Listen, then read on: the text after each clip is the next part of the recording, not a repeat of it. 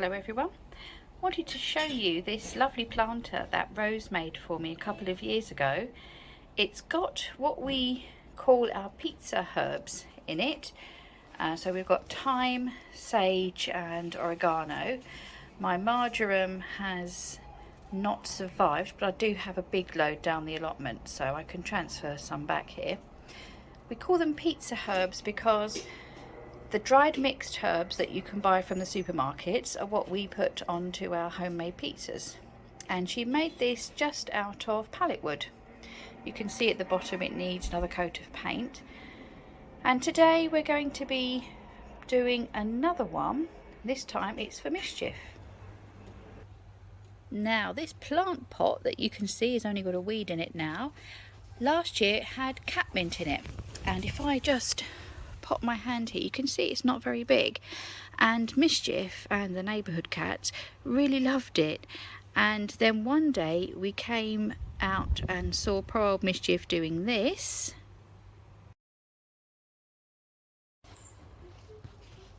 and so we decided that we'd better do something better for her. So Rose has helped with this. Actually, I've done a lot of it as well. So we've just got pallet wood. I cut it all to 16 inches, and then we do these corner pieces for the legs, and then you can just see we screw in there. Now I've had these pieces of wood cut since last year, so you know they're a bit silvery and old, but we're going to paint them the same as the herb planter. And then, because it's Mischief and we found a funny shaped piece of wood, we thought that would make a nice little shelf for her to sit on. She's going to be 15 in August, so she's getting on, so she can sit in there and smoosh her face in all of the mint. And today's job is to paint it. Can you get the paddling pool out, please? What did you just say, Rose? Can you get the paddling pool out, please? The cry of every child on a warm day. Yeah, but you did say I could have it after our holiday, and of course we would have been home from our holiday. We would have been home from holiday.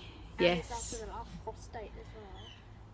Yes, I'll have a look at the forecast, because we've had quite a rainy time so far, and if we're going to have a nice warm time from now, then yes, you can have the pool out. Yeah, that means that I can get Daddy to blow it up. It doesn't. Well. So what happened last year, viewers? As you know, COVID lockdown. We weren't doing much at all, and still not going out. So we invested in quite a large paddling pool.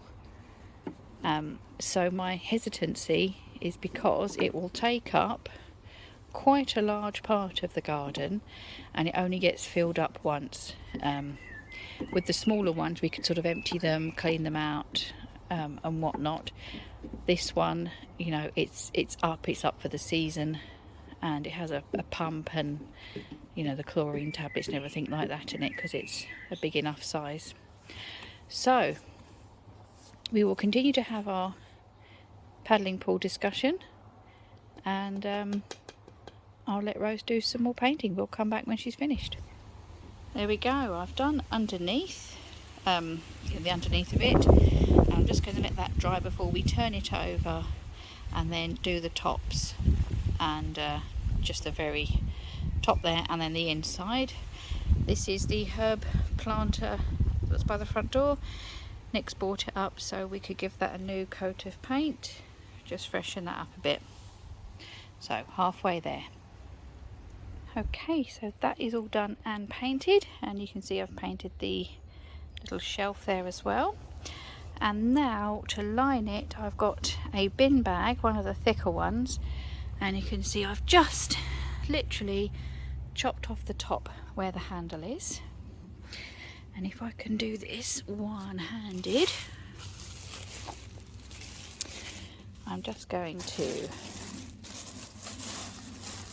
pop this in, and then I will fold down fold this sort of down on the inside and put this round. I'll do that and come back. Right, I've just done that roughly to give you an idea. It's folding down the lip on the inside there. And now I'm going to use a staple gun. I'm going to lay this down and then go around and just neaten it up as I staple. Just make sure it's all even all the way around. And there we go. That was quick. Just a few staples in along the edge, and that does. Now you may remember there were some holes in the bottom, so I'm just literally going to pierce the bag a couple of times where the holes are, so that the water can drain out. Not too much. There we go. Now we need to get some soil. There we go. So we've moved this in situ because it was going to be a bit heavy after it had compost in it. And we've got the catmint. Rose, lift up the catmint and just place it on the side there and get the other one that you've grown. Well, not the other one. It's more like the catmint has sneakily managed to sneak into the zinnias. Yeah, you were growing some flowers. The catmint self-seeded is actually doing better in here. Right, put it on there then. So you can see she's got a lot to be getting on with. So we're going to take these out and plant them in here. And then we'll have to be... Rose, can you just pick up the shelf, darling? Yeah. Shelf goes the other way. That's it. So the curved bit faces in.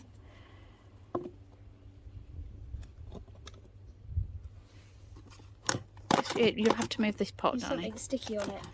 Yes, there is. There's some sap coming out. But there we go. So that is a situ. So now we're going to just transplant this mint. So take it off of the bed there, darling. Okay. And then take out one of the catmints.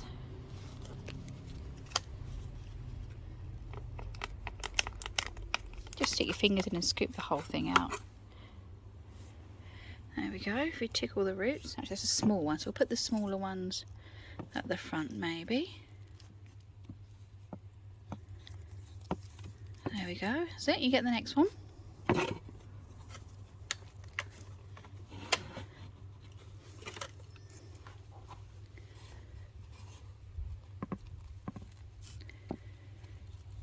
So these will hopefully grow and spread for mischief.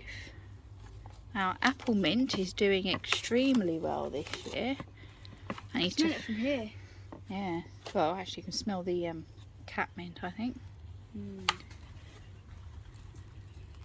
Don't forget to tickle the roots. There we go.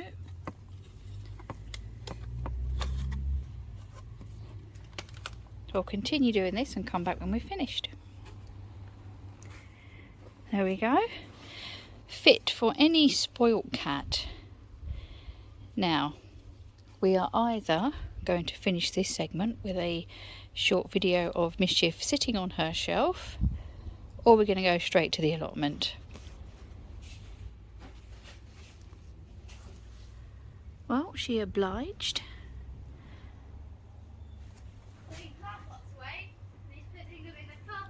And I think it's a hit. There we go. She does love her catmint.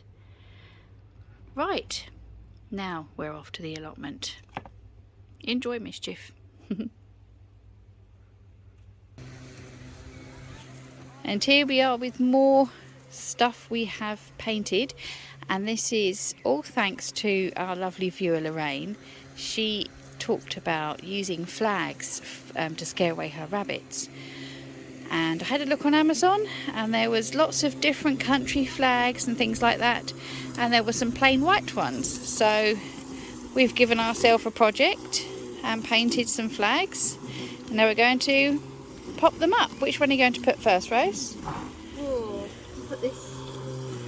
Oh, right, so which one have you got? The butternut squash is over there in that bed. Carrots, you know where the carrots are? Excuse the noise, viewers, if you can hear Nick mowing. Oh, she's gone over to her bed.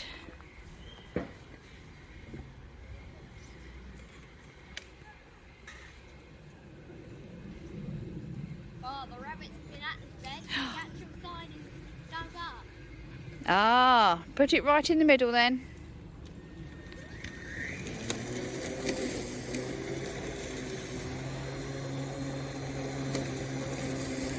There we go. Hopefully that flapping will do the trick. Not sure if we might need more than one flag in each bed just to create a bit more flappiness. This is butternut squash in this one, darling. Find that goofy butternut squash.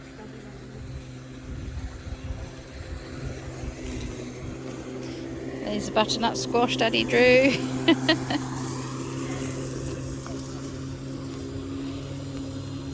I'll put it more in the middle of the bed, darling, so there's lots of flapping.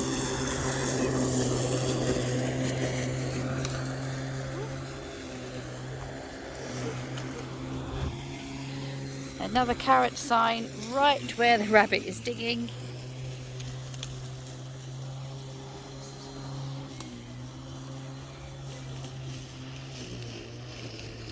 Where should we put the next? Now here we've got a slug. A dead slug. Mine is very, very scary. It is a scary slug. Where should we put that one? Maybe over there?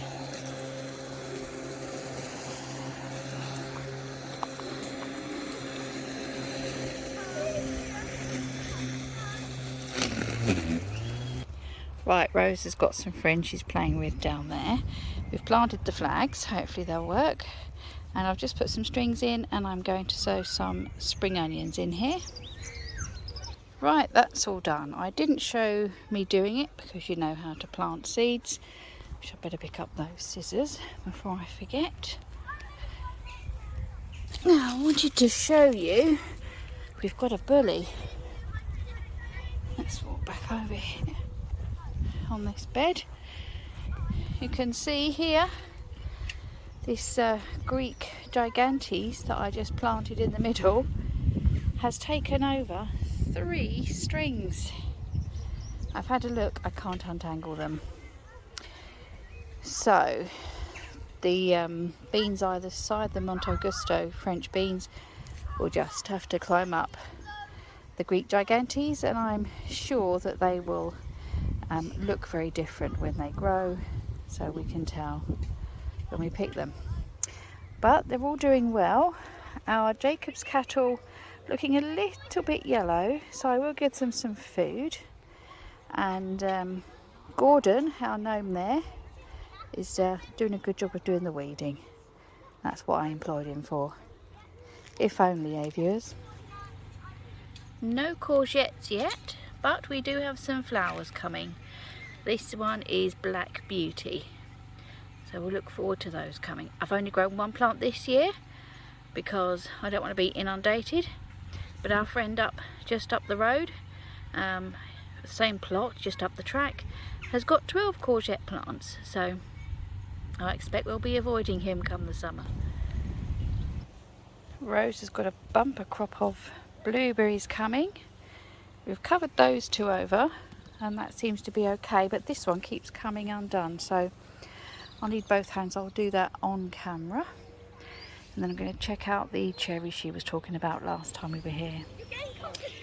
Right, here I am. That's quite disappointing. Her cherries have not ripened. They seem to be just going shriveled and dying, so I don't know what's up there. Have you got any ideas, viewers? Let me know. Funny thing, we've not actually had any of her cherries because the birds always manage to get them, and the same is happening in there as well.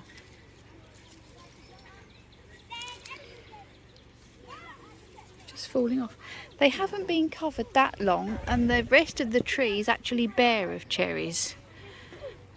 There isn't any left, but it looks like these have gone shriveled and dried as well. I'll just check, and the new cherry tree, now this one's just come off in my hand.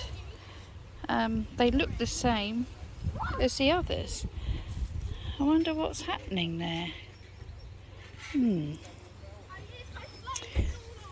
Answers on a postcard. Spinning you around. Her plums are still doing all right.